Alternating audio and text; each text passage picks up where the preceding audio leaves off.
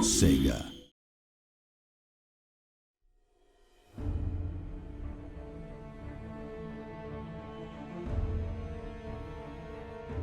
Hello all and welcome to another video for Total War Warhammer. I am Joey Dalton and I'm joined by Darren McNally in this Let's Play. Darren, what are we doing this time?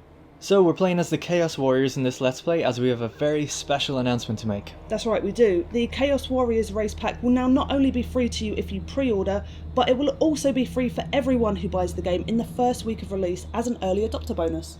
Yep, so if you have pre-ordered already, you'll be able to preload the game to be the first to play it on May 24th, but if you hold off, the Chaos Warriors will be available for the first week after launch free of charge. So if you want more details on that, check the link in the description, or check out the Total War Warhammer Steam page. Right, so we're fighting at High Pass, and we're playing as Chaos as we mentioned, and we're against the Dwarves, and just this lovely unit here, these are the Dragon Ogres. Handsome. Very cute, very little, very small in comparison to the Dragon Ogre Shaggoth. Wow. So Look at lightning. Yeah, it looks really good. The kind of electrical pulses around him. It looks really, and he sounds really good as well. Actually, a real deep bass to him. But he's dwarfed in comparison compared to Kholek Suneater, one of the legendary lords that you can play as in the campaign if you're playing as Chaos. He actually has a bonus for having Dragon Ogres and Shaggoths. He can recruit them at 15% the cost and 10% the cost for the Dragon Ogres. That is awesome. His weapon is called Star Crusher as well. What a name. Yeah, the Sun Eater and the Star Crusher. He is, I mean, he's, as we'll see in this playthrough, he's really, really powerful, and having those guys in your army, it's actually really good bonus to have any kind of upkeep, have any negative upkeep on them, because they're quite expensive, they're quite rare, so to have them in this army like this, you know you're dealing with a high tier powerful army. We've also got at the back there the Chaos Warriors with great weapons, and the Chosen here with great weapons as well. Flanked on the left we have a Sorcerer of the Metal variation, or of the Metal lore. So Chaos Warriors, they can actually play with different sorcerers of different lores. I think Metal, Fire and Death are some of the ones. We also have a Manticore flying up there. And down here we have the Chaos Knights with lances. You're going to be doing some sneaky tactics. Yeah, so we're actually fighting uphill on this battle. It's going to be quite tricky. And we have the Dwarven army up here on top of the hill. So it's not really sneaky tactics, but obviously they don't have cavalry themselves, so we can, you know, bring our cavalry around up behind them on the hill and hope to do some flanking charges. So it should be good. Well, you have a lot of fast units compared to the Dwarves, who have practically no fast units at all. They're really slow. Even the Slayers, which we'll see in a minute, in their info stat panel it says fast, brackets for a dwarf. Yeah, oh, these guys here are really cool, the Iron Drakes with the Troll Hammer torpedoes, and they're meant to take down like large monstrous infantry, so they'll be good against the Shaggoth and the Dragon Ogres, as well as the cannons, the Slayers in the back, and the flame cannons.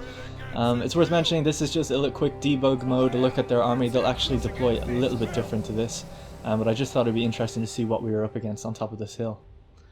So here we are, this is the kind of gameplay. So obviously we're not playing this right now, we're looking back on the gameplay that I captured at the time, but to kind of appease the people who want to see cool zoom-ins and cool cinematic shots, I've also interlaced the video with the replay shots. So for those who don't know, in Warhammer, after a battle is done, you can view back the replay, and you can simply hide the UI by pressing K, and that removes the flags in the gameplay UI, and then we're allowed to put the camera down and see the gameplay as it unfolds, both from a gameplay and cinematic perspective. The timeline stays the same, so what you're seeing is all in real time as well. So hopefully that will let you guys have a real nice zoom in of all the action and some of the higher up gameplay choices that I've made. Some of the more brutal face punches I know you all want to see.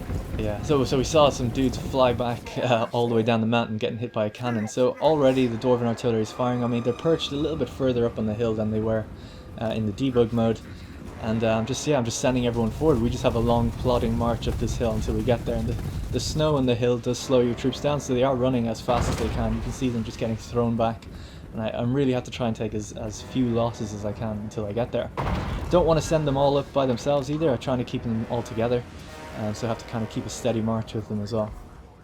So do you have any kind of strategy for this? Because you have some making up to do for your win-loss record for us, Darren.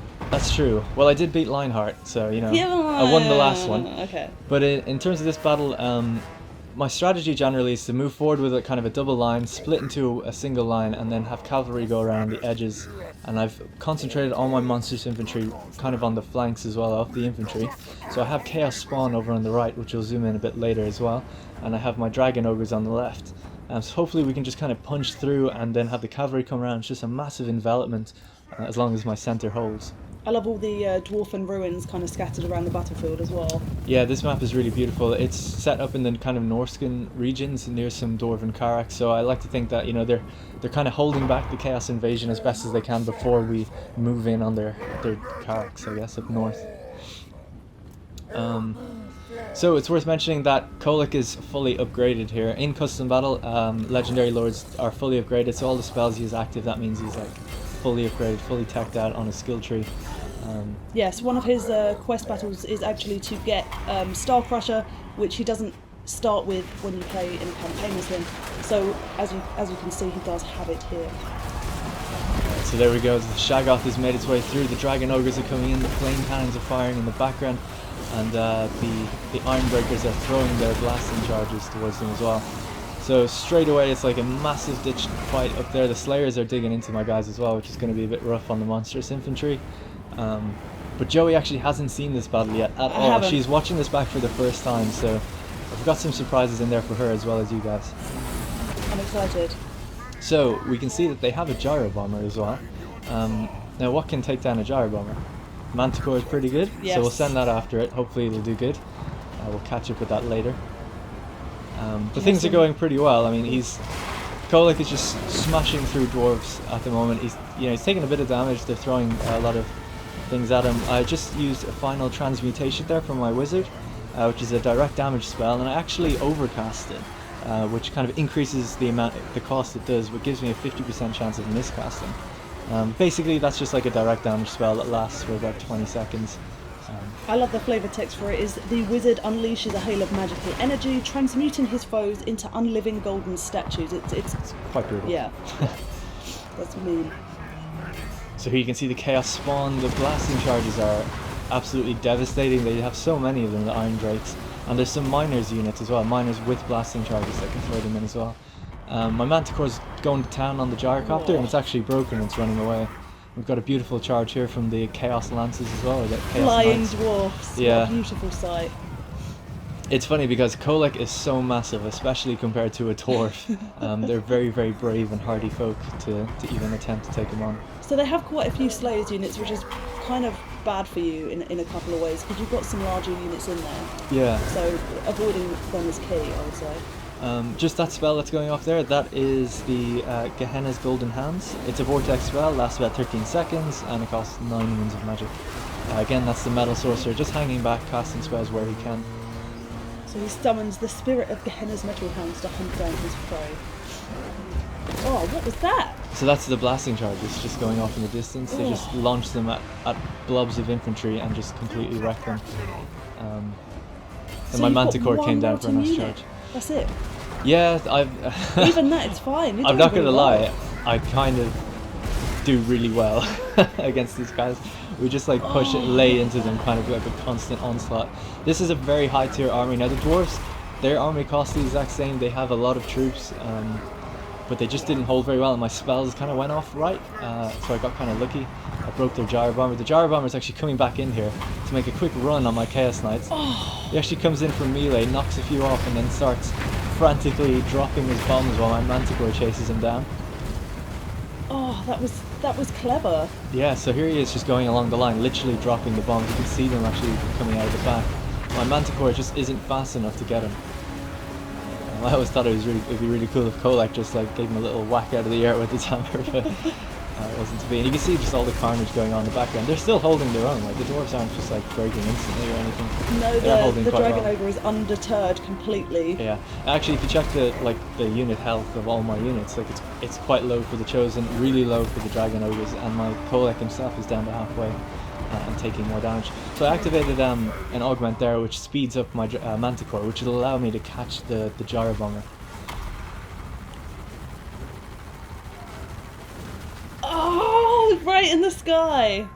Yeah, I love that. it looks so good when it goes down. It sounds really good as well. You can just hear the propellers like kind of giving out. Nicely done. That is a well-used attribute there, or a skill. So I'm just kind of picking off who I can, finishing off some routing units, bringing the Manticore back into the fray. It's doing amazing charges into their units, just ripping them apart basically. And this is kind of what you have to deal with when you're playing against Chaos or with them.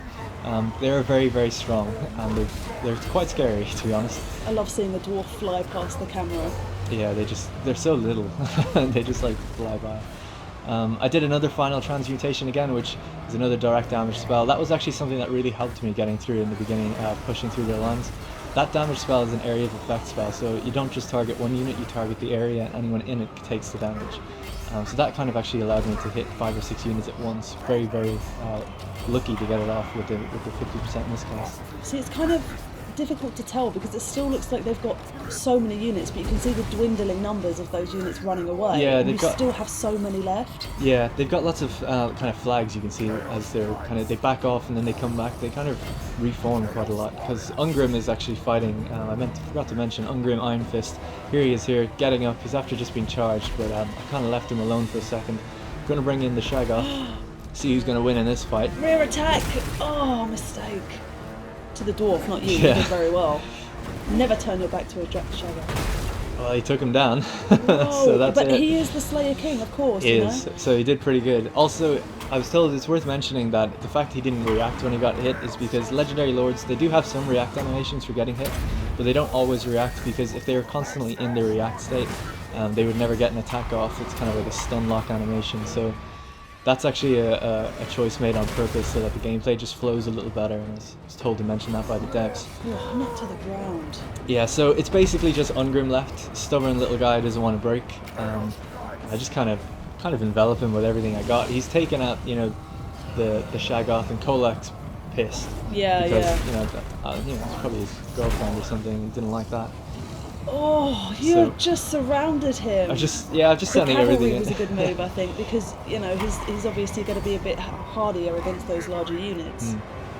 Kholek actually has a bombardment spell of his own that I call down as well. It's called Lord of the Storm. It only lasts like 5 seconds, and it doesn't cost any winds of magic, but that's what the animation there was, where he lifts the kind of axe or mace up in the air.